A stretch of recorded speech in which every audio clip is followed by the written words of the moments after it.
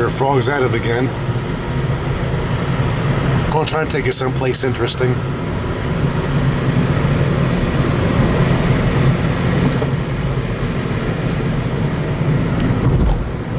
But again, I find myself west on the National Pike. A road I've done day out of season.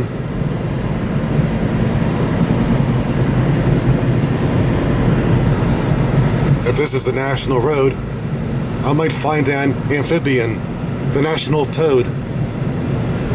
Never mind, that one didn't go over very well.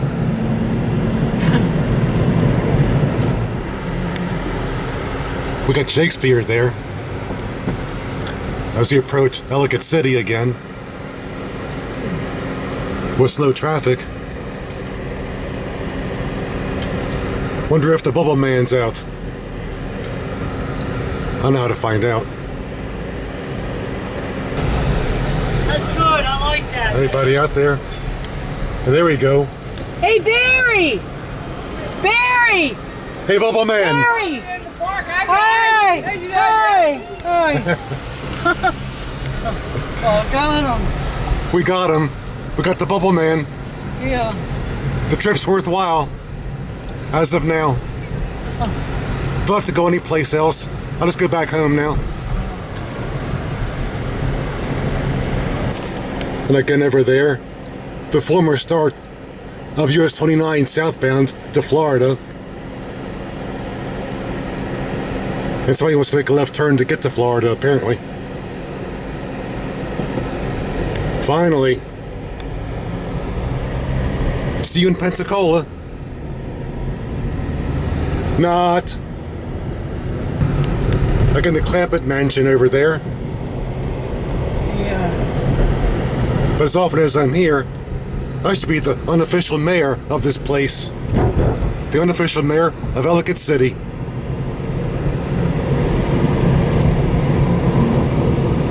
Alright, onward. On to bigger and better things. I guess. And once again, on I-70, which US 40 also follows.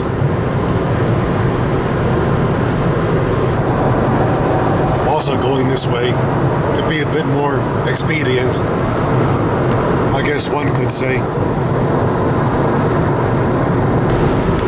And I also get to climb a few mountains and get to peek into a mountain valley.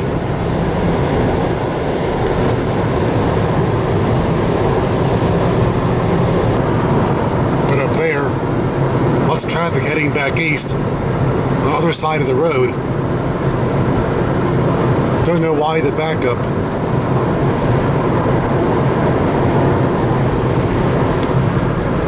Up here on the right is the rest area where the DC snipers were caught back in the fall of 2003. Right up there. They caught those two DC snipers back in 2003. And one's since been executed, and one wants a new trial. So your bullfrog says, go figure. I'm a murderer and I want a new trial. And now descending into our next valley, which contains Hagerstown.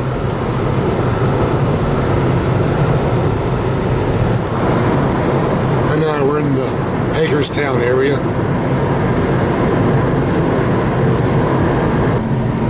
But here, departing the freeway for a bit to go check out a couple Chesapeake Ohio Canal spots. Originally, the ramp to this road from I-70 didn't exist. They put that ramp in the late 80s just for us. And now coming into a place called Downsville.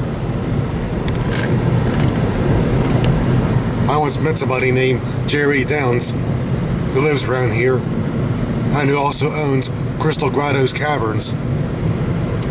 Met him back in the mid-80s. haven't been through here since the mid-2000s. It's been a while for me.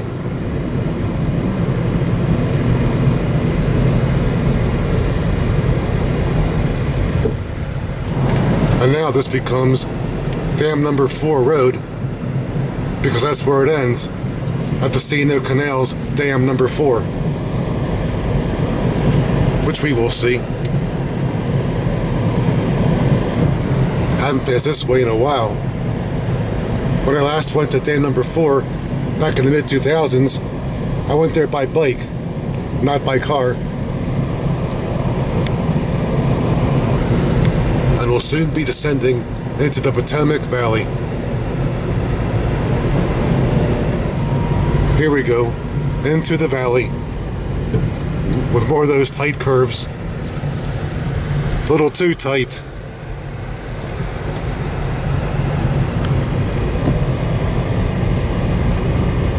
We made it.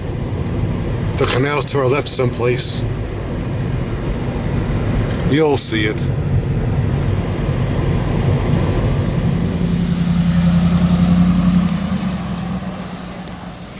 Once again, among some history. Right by Dam number 4, which we'll soon see. But over here you see the Dam 4 winch house. Built for storage, obviously. And at one time, there was a drop gate inside there. The drop to block the canal for repairs downstream. Drop gate long removed. In fact, that's what the winch was winching, the drop gate. Now we'll take a walk and check things out. A part of the canal down there, which this crosses over.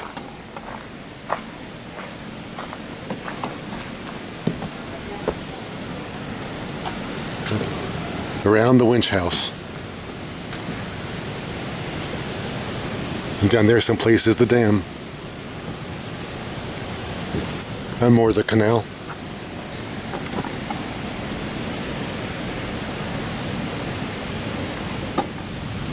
A view of the winch house from down below.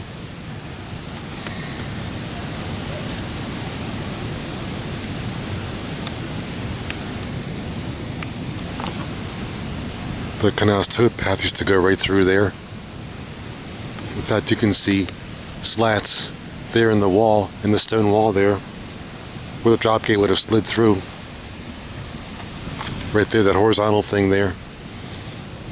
That's where the drop gate once was.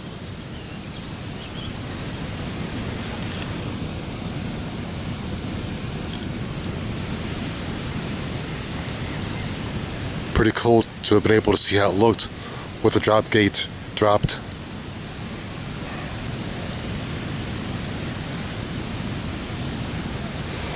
And again, the C&O Canal towpath looking east, where I've had many a bike ride and where I've had many a memory as well. I miss riding here. And now here we are, right by C&O Canal, Dam number 4, in all its glory.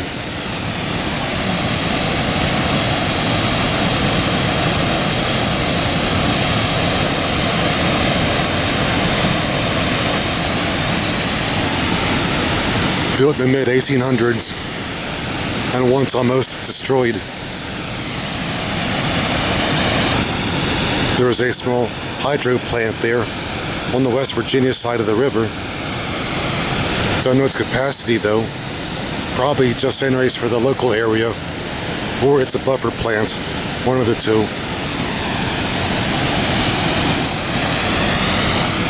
But there it is, dam number 4.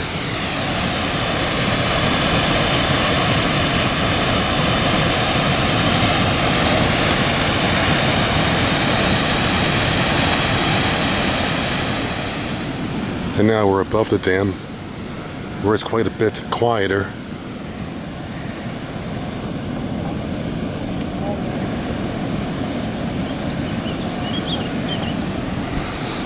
But you don't want to fall in there.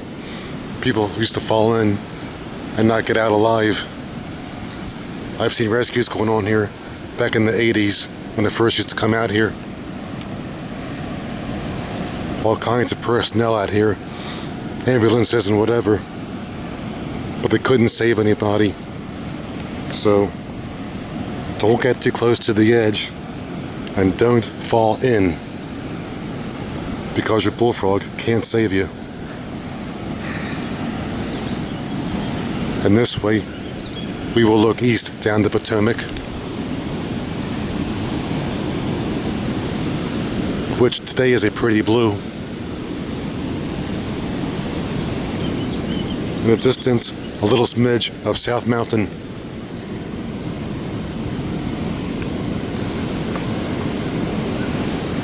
We crossed that to get here. But that's it.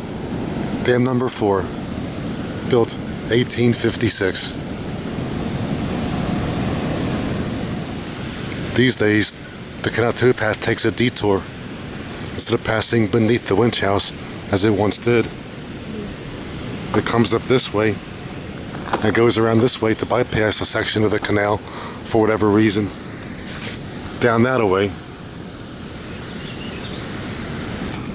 So you can go that way over the bypass part, whatever.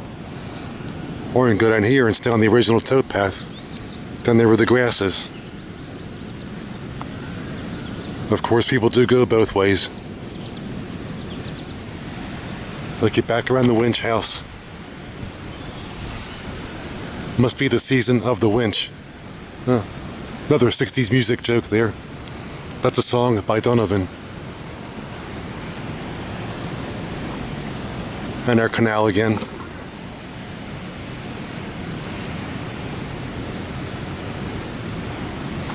Right, hold on, I'm coming.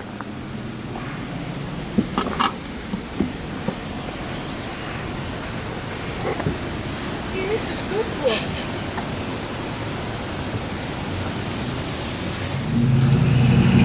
On to our next location.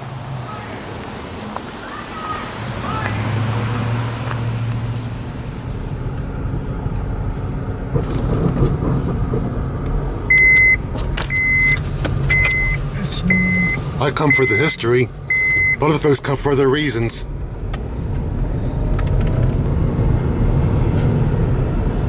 Some stuff along here as we ascend out of the valley. Oh, hello. I just finished saying interesting stuff around here. Interesting stuff shows up. Sure.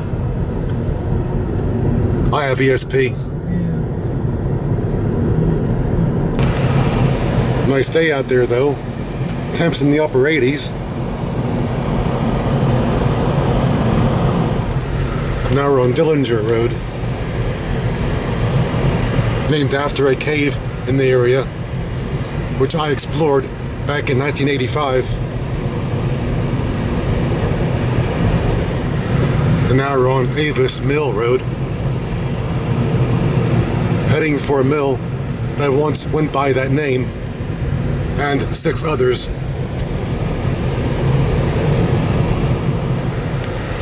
And now arriving in the area, I'll have to find a place to park this contraption. But there's McMahons Mill right there.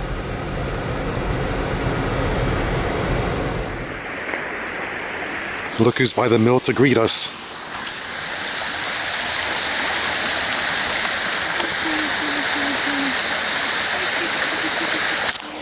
A cat that likes history.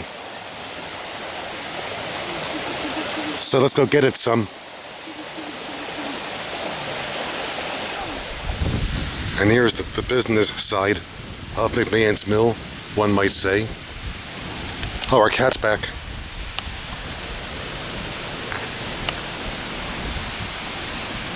Back in the 80s, the mill suffered some flood damage in the Potomac flood of 1985. Here's how it looked when that happened.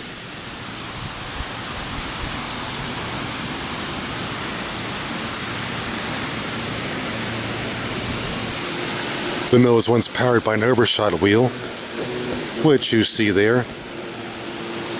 Initially, the wheel turned the machinery straight on, but later on in its last years it was used to generate electricity. The mill went out of operation, I believe, around 1923 or 24, give or take, around the time the canal went out of business. And the mill produced flour and feed.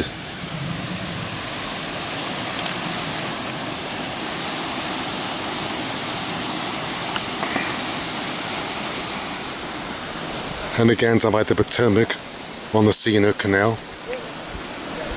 This area was known as Big Slackwater.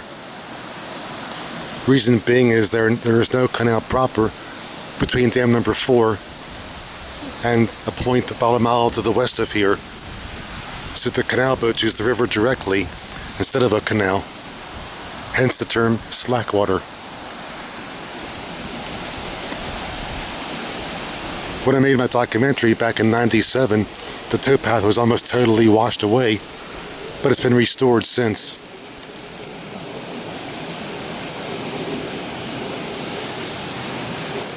I'm not sure if I care the way they restored it, but it's been restored. Because by making it concrete like that, it is not authentic.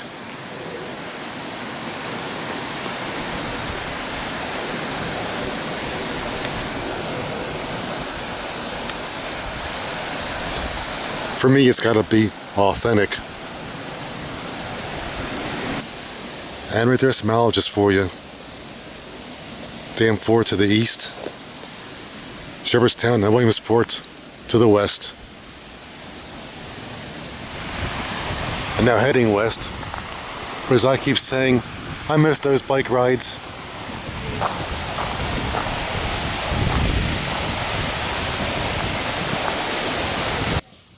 But as I said, here there is no canal proper, just a towpath. The canal resumes about another half mile around the bend there.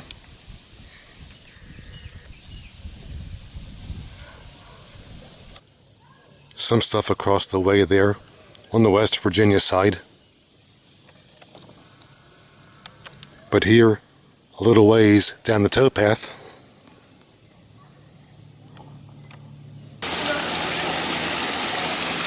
is the entrance to Howell Cave, somewhere up there. I'll try and get a closer look if I can.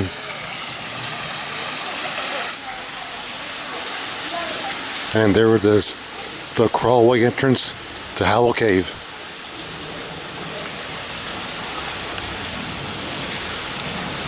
And I've been in there.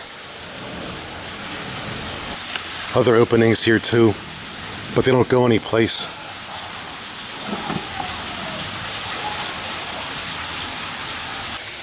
Kind of a nice grotto there though, in the shade.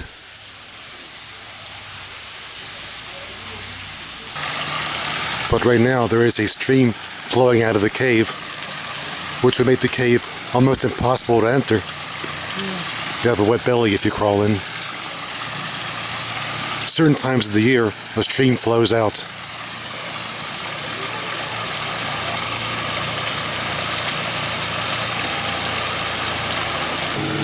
And again, our cool grotto. And again, the Potomac, severely overused at this point.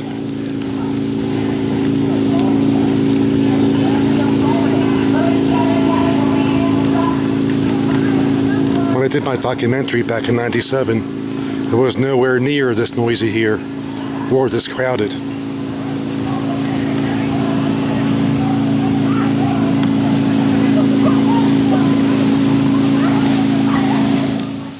Lucky time to split this area, which is a lot more noisy than it was back in '97 when I rode my bike through here doing my documentary from my bike seat. And again, Slackwater.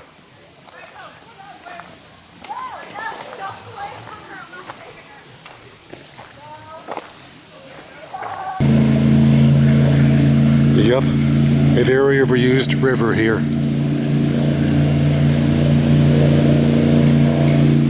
But we're out of here. There's our mill again.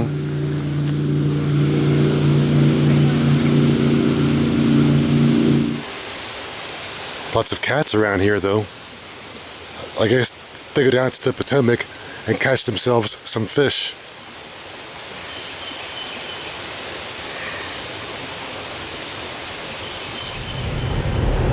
A lot of cats back there though. Like the cat capital of the Potomac. Potomac cats. Alright. Interesting though, how that mill back there once went by 7 different names.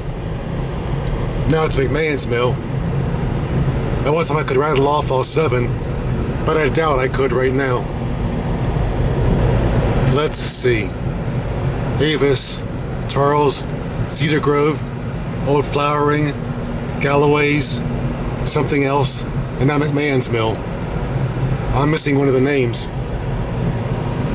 But 20 years back, I could rattle them all off. Yeah, I'm getting old. As the song says, I got a heart of gold, but I'm getting old. Still, it's interesting how instead of Nashville cats, we had Potomac cats. They gotta change the words to the song. I'm now heading west on Route 68. Once I'm part of Maryland's Black-Eyed Susan route. From the ocean to Oakland and Garrett County. The ocean to Oakland route. And I made a video of it back in the 90s. But I gotta get a better one. The problem is, I did this video on New Year's Eve on a really short day, and around here the sun began going down. Around this time, no less. But I've got plenty of sun left. We'll go to Williamsport as our last hurrah.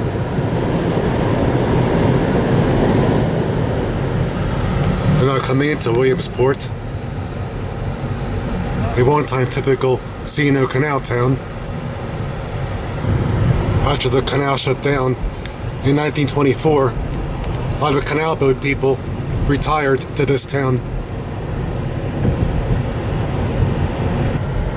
Canal down there somewhere. We'll get to it. I'm now about to cross a bridge once crossed by Robert E. Lee. We crossed the previous bridge, but he crossed here. It got rebuilt right after he crossed it. Over the C&O Canal. It's an old Bowman truss, built in the 1860s. And it still works.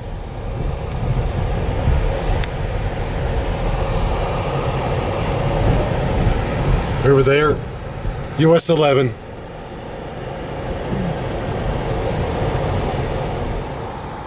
Again, the bridge crossed by Robert E. Lee. But down here at one time, there was an old rail spur coming off of the original Western Maryland Railway. Right there, crossing over the canal. Up until just a few years back, the track that was here was still in place. Now it's gone. But behind me in the road, still some rails in the crossing there, former crossing. The tracks once continued to a power plant up around the bend. Again, looking towards the canal. Apparently some rails are still up there.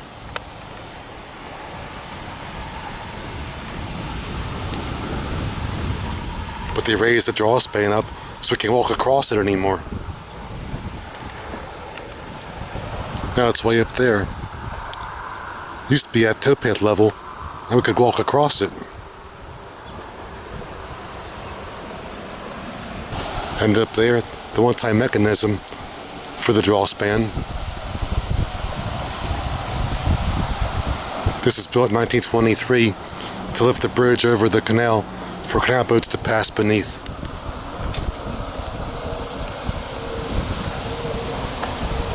An air canal again. So let's see. If the bridge was built in 1923 and the canal was abandoned in 1924, that bridge only drew for 1 year and then rusted in place. Interesting to think about that. The bridge only functioned for a year.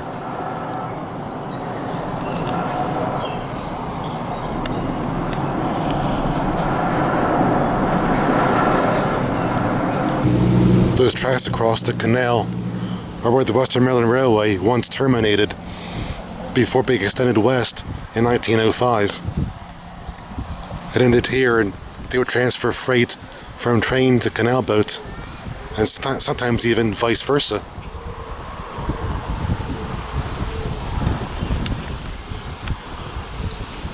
And again, Bobby Lee's bridge. But here beneath the US 11 bridge, a lot of birds appear to be nesting, and it would appear to be hornets' nests. Maybe they're hornet birds, I don't know.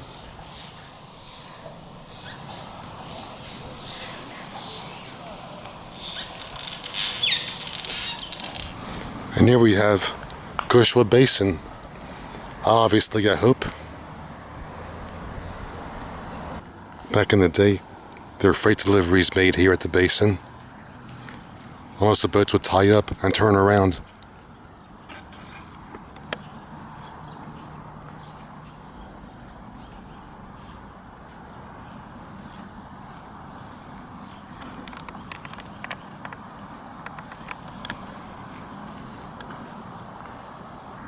And apparently now offering boat rides. Don't know how far down the canal they go though.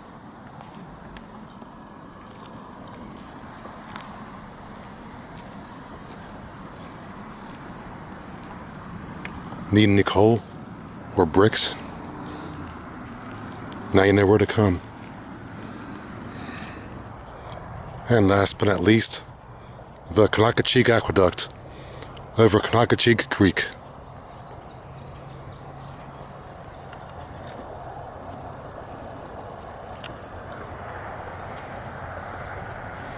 In fact, at one time, that aqueduct got damaged by a canal boat. A boat hit the wall while passing over it, and the wall collapsed, and the boat went into the creek back in 1920. And 4 years later, the canal got abandoned. Not because of that, though. Because of revenue declining, obviously. And the ascension of the railroad. And now looking down what would be the trunk of the aqueduct. The wall that collapsed is on the right there. Well, that's why there's no wall there. It collapsed. That's where the boat went through. Hi. It's gorgeous.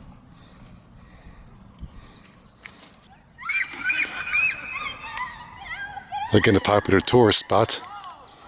But anyway, the boat sat in the creek for a while before it got pulled out, with folks just staring at it.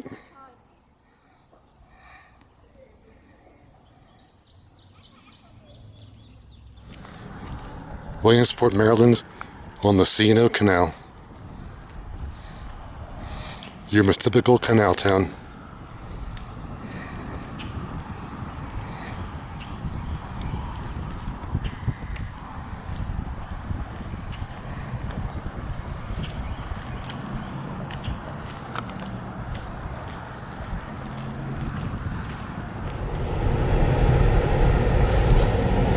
And now about to recross the General Lee, so to speak.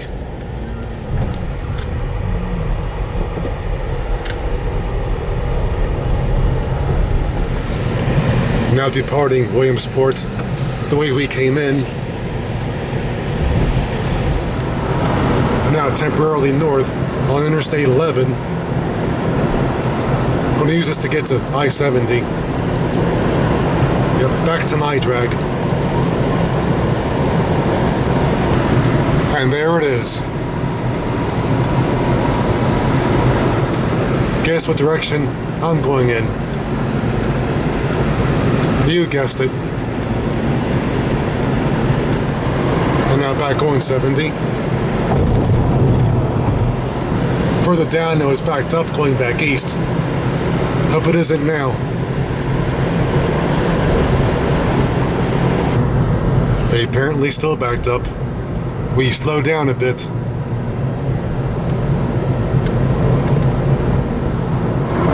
We're again moving. But for the heck of it, I'll take Route 40 east for a bit. The road that I turned 1 year old on. About 100 miles from here, if not more.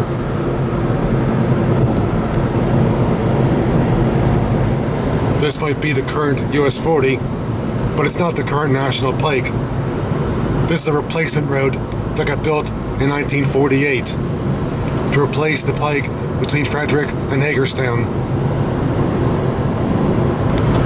And this stayed the route until I-70 got put in, starting in the mid-60s.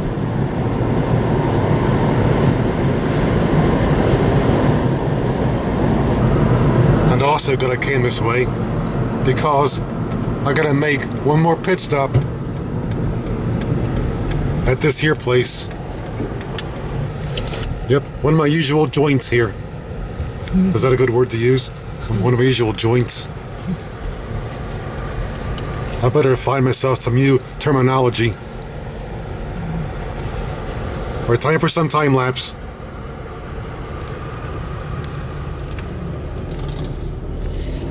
And our time lapse is done. Oops. Almost got caught off there. Hey, no jaywalking in the parking lot.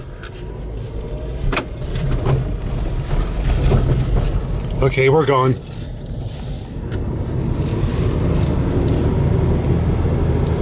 I'll keep on 40 for a bit longer. Hopefully when I get back to 70, it'll be clear. Might even be more scenic than 70.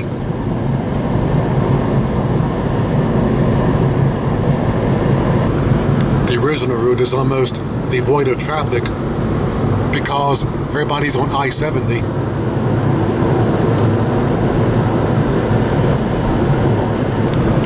And if I'm not mistaken, US 40 once ran all the way west to, I believe, Oakland, California, before being truncated in Nevada someplace.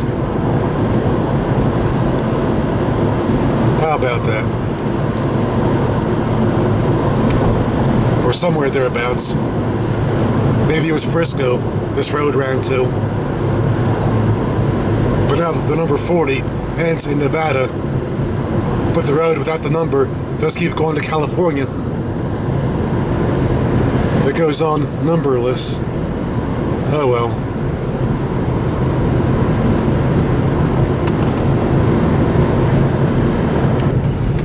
But we'll depart 40 here at Pickup Bridge Road, which will take us to the proper National Pike, the original Pike, and original US 40, which I've shown you before in Day Odysseys. And here we cross over I-70. You've seen this bridge from below before. I've shown it to you. It's an arch bridge.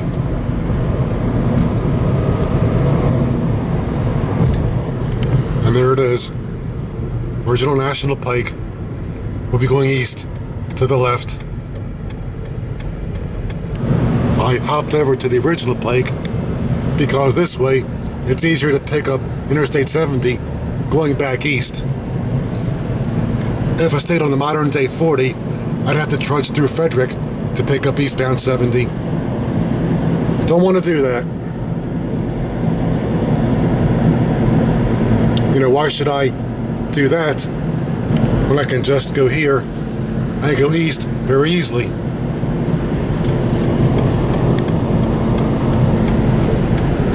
Guess where I'm going? You guessed it.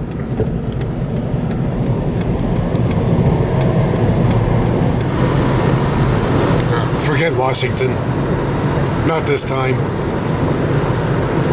Sorry, Donald. Almost sunset. So I guess we'll soon start losing light. Actually, not too bad of a drive on this interstate. I-95 is worse. Way worse. I-95 is like I-5. You want to forget that it exists.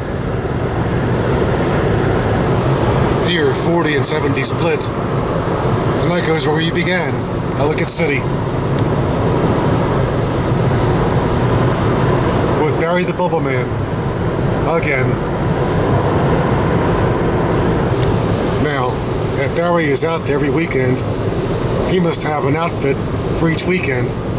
He must have 52 outfits, I would assume.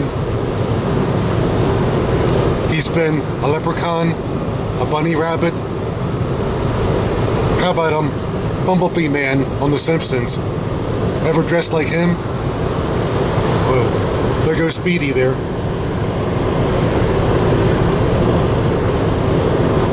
Hey, there you go, put on your Bumblebee Man outfit and be a bumblebee. Well, better than a wasp. Of course, I could dress like a frog and get Barry some competition.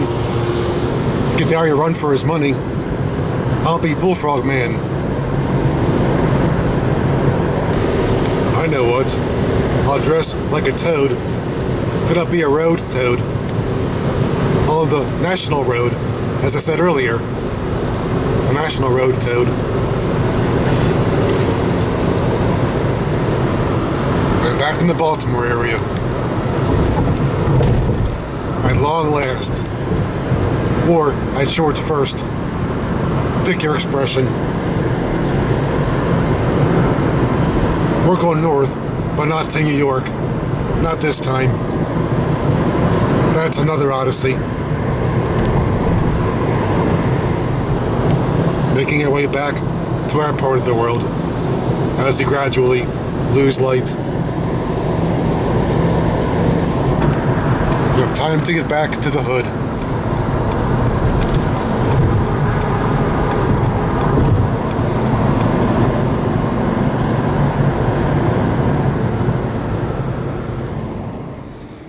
And now back in the hood, finally, around 9:30 p.m. The night might technically still be young, but I'm not, so I better get in. Got some cleanup work to do too, from still in the process of moving. But once again, thanks for spending part of your day with me, and I hope you'll do it again.